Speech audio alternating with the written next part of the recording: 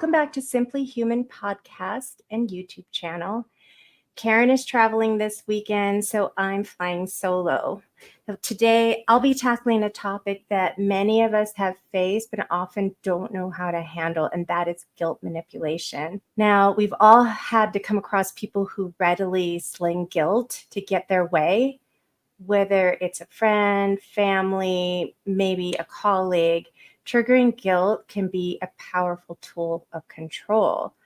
So here's a quick example from the classic film Ferris Bueller's Day Off. And in this clip, we see the emotional roller coaster that can happen when our guilt buttons are pushed. Cameron, it's my dad. Oh, great. Keep me out of it.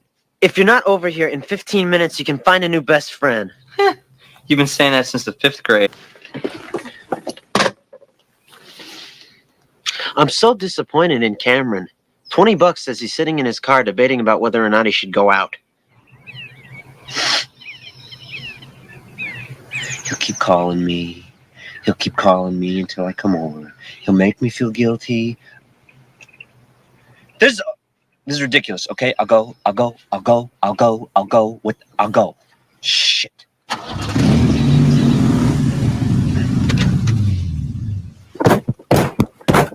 God damn it!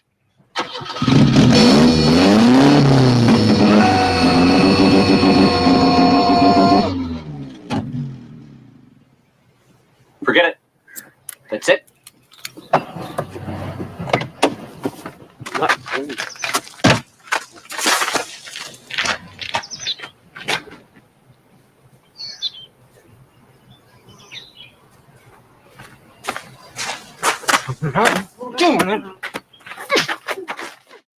I think we can all relate to poor Cameron if you've ever been guilt tripped. For those of you on the podcast, after Ferris guilt trips his friend Cameron, we see Cameron fighting with himself, getting in the car, and then out of the car, then jumping up and down behind the car, and then back into the car again. And we all know how Ferris's day off turns out for Cameron. Now, since having a guilt slinger in your life is challenging, in this episode, we're going to offer 6 strategies to help you break free from guilt manipulation and to help you reclaim your power. So let's start by understanding what guilt manipulation really is. Essentially, it's when someone intentionally triggers guilt to influence your actions, decisions, or feelings. So it sounds like Ferris Bueller sounded in the video clip, or it could maybe have more of a martyr tone. And that might be, oh, after all I've done for you, how could you do this to me? Okay, that might be the martyr tone. Maybe there's this wounded tone. Well, if you really cared about me, you would want me to have this car, whatever it is. Often it's a whining tone.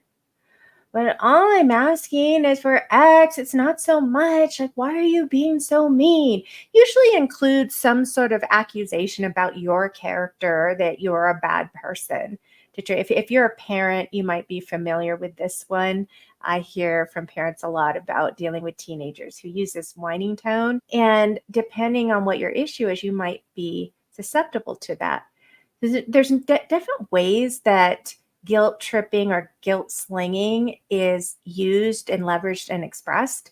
And you may not be susceptible. Say you weren't really affected by someone who is playing the martyr, but maybe you are much more vulnerable to someone who is accusing you of being a mean person. So the goal is that they're trying to make you feel responsible for their emotions and pushing you to do something you might not want to do. And hopefully for those of you who have been following our channel, this should be ringing a bell right now. Like, is this about boundaries? So if that went through your head, you're on the nose, you're on the right track, and we're going to get into that when we get into the strategies. But first, let's talk a little bit why people resort to guilt slinging. First of all, it is extremely effective. We are hardwired to feel guilt, and it's easily triggered if you haven't learned boundaries. Second, it's a way of exerting influence and control. And by pushing your guilt buttons, the guilt slinger can steer your behavior in their favor. So it's a subtle yet powerful form of manipulation. And it can have the effect of eroding your own self-confidence, your self-concept, and your emotional well-being over time, particularly with people who use that name calling or character attack. You're so selfish. You're the worst parent in the whole world, or it's your fault that all the kids don't like me.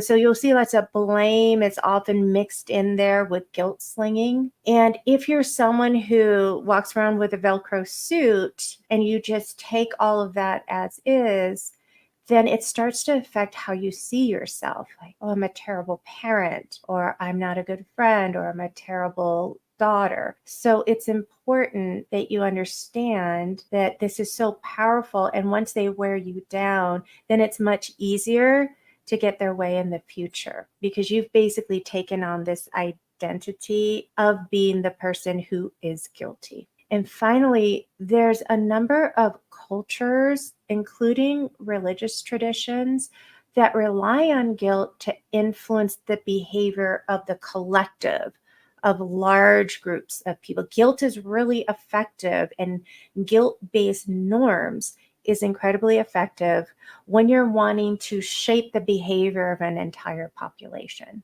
So how do we deal with this?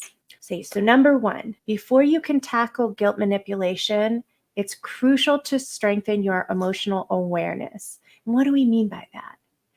It's about knowing what your triggers are and then being able to stay grounded even when your emotional strings are being tugged. So you want to go through a process of asking yourself, what makes me feel guilty? Is it fear of disappointing others? Is it a desire to always please? Is it an area maybe you have some self-confidence issues? Is it wanting to be included? You have to really think about what your guilt buttons are, because when you identify what these triggers are, it's the first step of breaking the cycle. And once you know what it is that sets you off, you're going to be much more effective in managing it. Now, the second step, so that first step you can do as an exercise, right? Come up with a list, go in your journal, think back at times where you had that guilt button pushed effectively, or maybe there's a pattern, and ask yourself, how do I describe that pattern? Oh, it's when anybody implies or says or accuses me of being selfish. Boom, that's it. I feel guilty immediately. Or maybe it's being a parent, and maybe you have some insecurity of, are you a good enough parent? So you have a vulnerability there. This is work you can do not when you're right in the moment. The next steps are all going to be about what you do in the moment. So the first thing, like in other situations we've talked about, is calm down the lizard brain. So if you remember, guilt is hardwired. Guilt is the emotion that arises when we have violated some sort of social norm, social bond, social agreement. So it is emotional information that tells us we are doing something wrong and we need to take actions to repair. And this is in our brains, probably back in the caveman days, to make sure that we didn't behave in ways that would get us kicked out of the cave. And then, you'd die of exposure, or saber-toothed tiger would eat you. But it is a primitive defense mechanism. And it can now, in our modern world, it becomes a vulnerability rather than something that keeps us safe. Now, there is adaptive guilt. Now, we're talking about maladaptive guilt here. We're talking about guilt that's being used to exploit or manipulate you. That primitive wiring is still there because guilt can be adaptive. Guilt says you have done something wrong and you need to be accountable and make amends so you can repair that relationship. So you want to make sure you're making a distinction between what is reasonable guilt because you actually did something wrong, and what is a knee-jerk guilt in an area where you have a vulnerability. And it's really important to be compassionate with yourself when someone is deliberately pushing your guilt button. So when you feel that pang of guilt, it is really important to pause, breathe, recognize the feeling without letting it control you, and then bring curiosity to that moment. Have you actually objectively, that means would other people who saw the situation generally conclude, yes, you did something wrong? So evaluate, have I objectively done something wrong? Like, don't just go with the feeling, because the feeling that was triggered is that, there for a reason. It's just a signal. It's just information. You have to pause so you can think and evaluate. So remember, pause.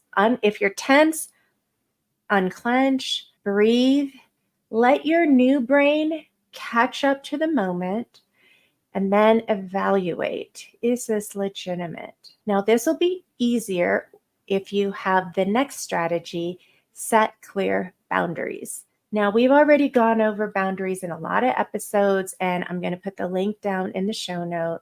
Boundaries are basically essential for any healthy relationship, and it's especially necessary when you're dealing with difficult people, including guilt slingers. So remember, guilt slinging is trying to manipulate you into feeling or doing something that favors their agenda, but it may not be something you want to do. So once you did your pause, you grounded your back in your body, and you're evaluating, remember the first leg of the 3-legged boundary stool is this okay? Or is this not okay? Do I want to do this? Do I not want to do this? So you get clear on that.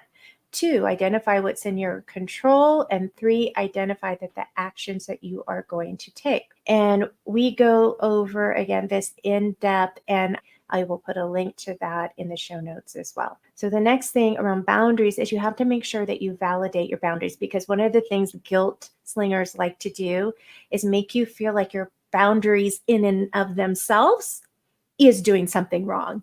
So whatever you did was wrong, and then trying to have boundaries, that's also wrong. So it can be very confusing.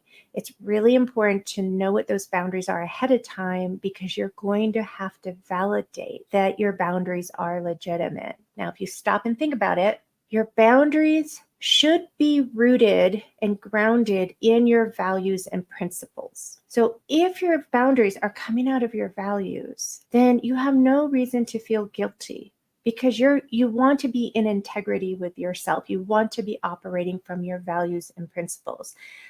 Now, other people may not agree with it, right? They're not getting their way. It doesn't mean that you did something wrong. As long as those boundaries are grounded in your values and principles, you can rest assured you are likely in the right, and that person is probably trying to manipulate you. Number 4, responding assertively. So once you set your boundaries, the next step is learning how to respond assertively. And this is where we're going to direct you back to the conflict mastery skills. And we talk about this one a lot, advocacy with inquiry. So instead of a defensive reaction, and that can sound like, God, well, you're making me feel guilty. I mean, you're basically validating, hey, this is working. And it's much more of a passive and a victim perspective. Or giving in, well, I don't want you to be upset, so I guess I'll go do that, which is being over responsible for their emotions, and you're taking the bait. And instead, you want to take an active position and bring explicit attention to the guilt slinging behavior. And that might sound something like, I told you honestly that I don't want to do X. So now you're advocating your position. And I'm interpreting your persistence as frustration that you're not getting your way. Now I'm advocating, putting out my assumption. Is that correct? That's my inquiry. So altogether, I told you honestly that I don't want to do X, and I'm interpreting your persistence as frustration that you're not getting your way. Is that what's going on? Is that correct? This shifts the conversation from guilt tripping to the other person's behavior. And then you can follow up with, well, this isn't about me. And that's so important to say, because remember, guilt slinging is about the person making it about you. You're wrong. You did something wrong. So there's a lot of power in being able to get grounded and saying, this isn't about me. You're going to need to find another solution. you can say this with a lot of empathy, like, God, I see you're frustrated, but this has nothing to do with me. Like, you're going to need to figure this out. And I want to give you a real life example of how these two strategies, 3 and 4, boundaries and assertiveness, go together.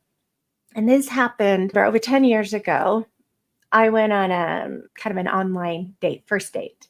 And it didn't go that well. And so, after the date, he asked about if I wanted a second date. And I said, I don't think so. I mean, it was nice getting to know you, but I don't think this is going to work for me. And again, I don't know if I knew about the Asperger's back then. And I just said, you just talked the whole time. I don't know. That wasn't pleasant.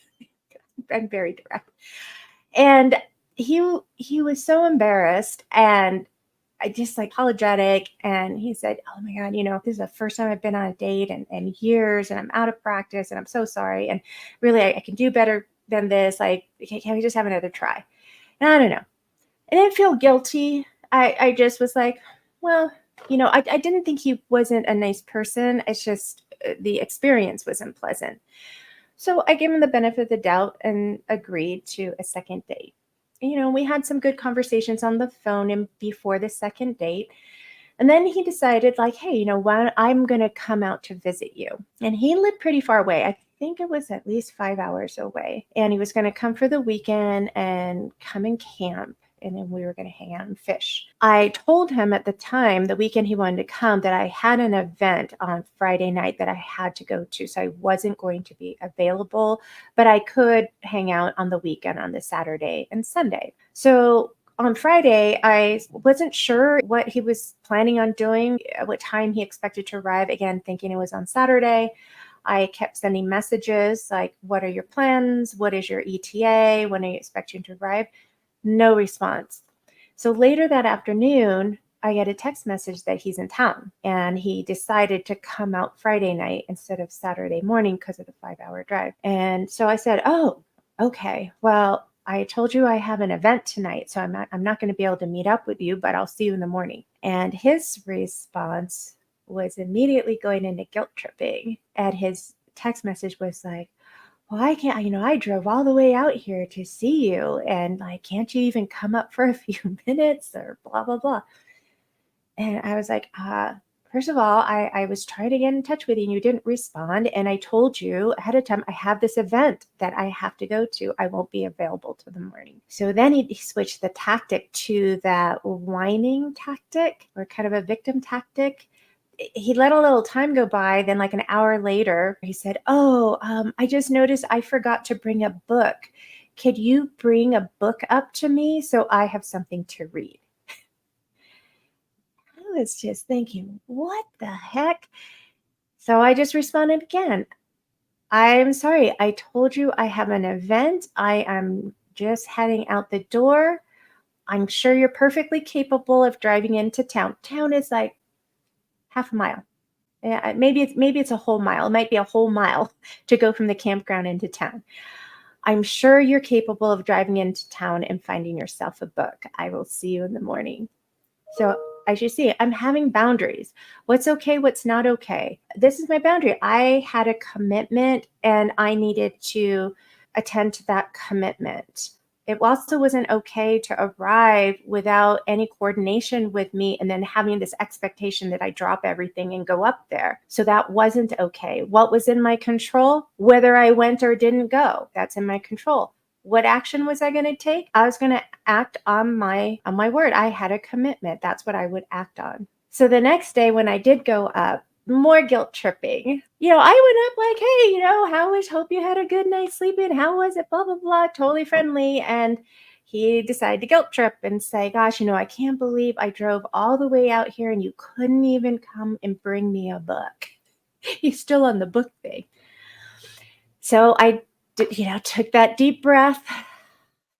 I wasn't sensitive to those particular guilt strategies, but for me, it was still annoying. And I didn't want to be mean, so I took that deep breath, took a pause, and then I did the advocacy with inquiry again. Well, actually, I didn't do any inquiry. I just did it much more I'm just going to call this out. And I said, listen, I think you're disappointed, But rather than taking responsibility for your decision to come out on Friday night after I told you that I had a commitment. Now, maybe you were optimistic. Maybe you were hoping, well, maybe it'll end early and then I could see her on Friday night. I was like, I'm gonna give you benefit of the doubt that you were being optimistic. I said, but when you got here and found out, I took a gamble, but it didn't work out. Instead of just taking responsibility for that decision, you started engaging in guilt tripping. Oh, I drove all the way out here. Couldn't you bring me a book? Why didn't you bring me a book? And I just said, that's just not okay. It's not okay that you didn't take responsibility for your decision. And it's certainly not okay that you're trying to use guilt tripping to make me feel bad about the consequence of your decision. This isn't going to work. And honestly, I'm very direct. And I know there's a lot of you out there who are going, oh my God, I could never say something like that. But I ask you, do I sound particularly mean or harsh? Because that's pretty much how I said it. I'm just very objective and direct. It's just like, I noticed you're driving a Ford pickup truck. I mean, it's kind of that same kind of observational tone. So I want you to think, does she really sound mean? I don't think I sounded mean, but I know a lot of you out there going, I don't know if I could do that because I would feel mean. But I ask you, why would you feel mean? Just objectively describing the incident, what happened, and describing the manipulative behavior the other person's doing. I didn't call him a manipulator. I just said, this seems to be what you're doing. So his response was like shoulder drop. And he said, I guess I need to read that book, Codependent No More, again. And this is a book, it's a classic book, and it comes a little bit out of the AA and recovery community because of patterns of codependency and substance abusing relationships. But a codependent relationship is I'm going to underfunction. So he's being a victim to try to manipulate me to overfunction. Oh, I'll come and rescue you and I'll come bring you a book. And it creates that codependent pattern. And at least, fortunately, because he'd read the book, when I pointed out what he was doing, he actually recognized it and said, oh man, I think I need to read that book again. And I'm like, yeah, looks like you do. And, there was no third date. I mean, we talked a couple of times, on the phone in between, just kind of friendly. And he continued to feel bad. He's like, we have such good conversations, blah, blah. Like, kind of, yeah, but that just doesn't work for me. No, I didn't date the person. But the relationship, it was still on friendly terms, even though I confronted it really directly. Is it always going to turn out that way? No. I mean, he had the grace and the insight to recognize his own behavior when it was called out. Someone who was less mature probably would have just gotten defensive and been like, well, you're just being a meanie and blah, blah, blah. And in that case, you're just like, this isn't about me. You'll need to find another solution to this problem. And your action might be like, well, have fun camping. You don't have to stay engaged in the conversation. So the key is to stay calm and composed. People who use guilt often rely on your emotional reaction to get what they want. And by remaining calm, you take away their power. And also staying calm will help you stay out of reacting with your own blame slinging or collapsing your boundaries. So remember, this is key, you don't owe anyone a lengthy explanation. I see this a lot. People prone to guilt and they find themselves trying to get out of the feeling by explaining. That never makes it better. So if you find yourself over explaining, just stop. Stop. Validate your boundaries. Validate your position. Reassure yourself you're not a bad person. And then in a really brief way, it's just, no, I'm sorry. I cannot help you with this frustration you are currently feeling. You're going to have to find another solution. At a certain point, you just keep repeating that final line. This isn't about me, or that's just not going to happen. You just keep saying it over and over until you decide to walk away. Number 5, refocus the situation. If someone tries to guilt trip you, try shifting the focus back to the issue at hand. So for example, if a friend says something like, well, if you really cared about me, you'd come to my party. A little bit like the Ferris Bueller video clip. You could respond with, I care about you, but I need to take care of myself right now. So you're shifting it to your own integrity and something that you need rather than caring and being responsible for the other person's emotions. Challenging the guilt slinging tactic by questioning its fairness is another way to refocus. So you can ask them, do you think it's fair to ask me to betray my own boundaries? Now, if this is a family member or a close friend, what are they going to say? Yes, I want you to betray your boundaries so that I get what I want. No, they're not going to want to admit that. So when you're reshifting that focus to their behavior and you're kind of inviting them to reflect on it, it really disrupts that pattern of manipulation.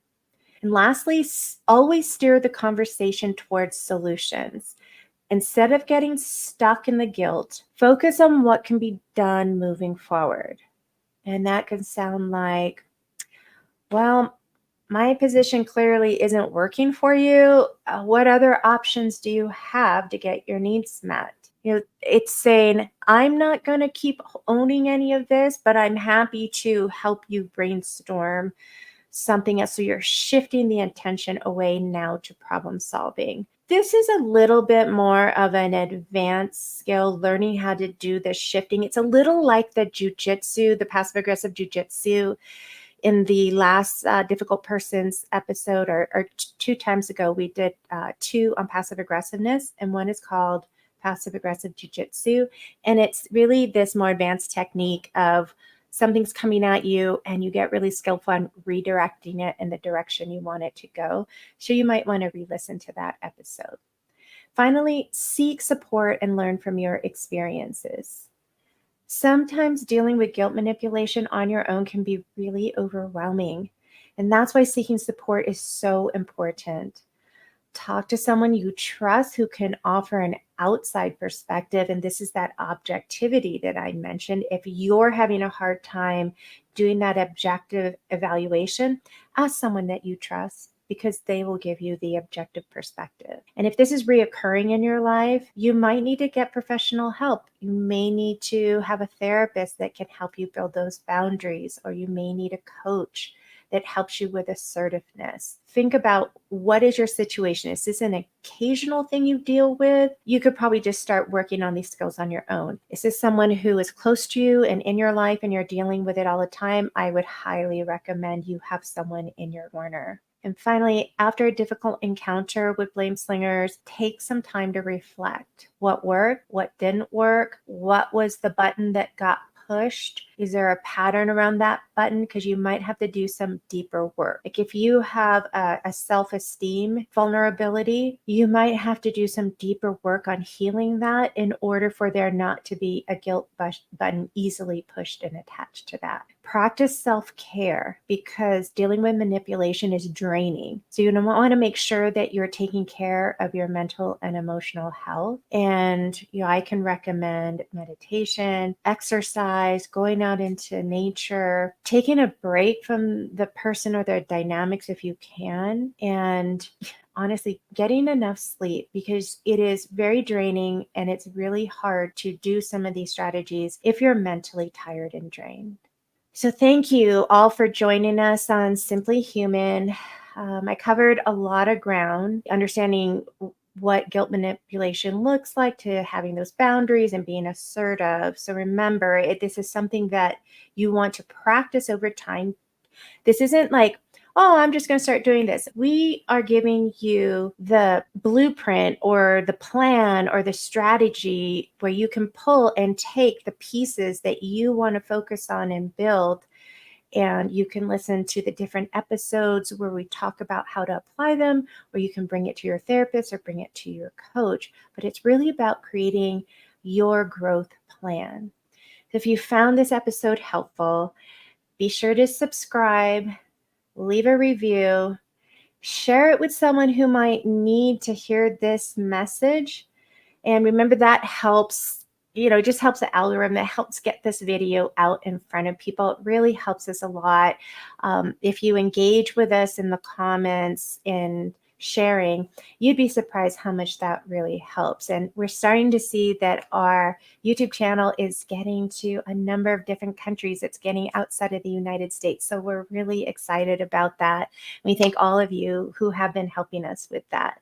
So let's keep on continuing to build a community of empowerment, and I will see you next time. Bye, everybody.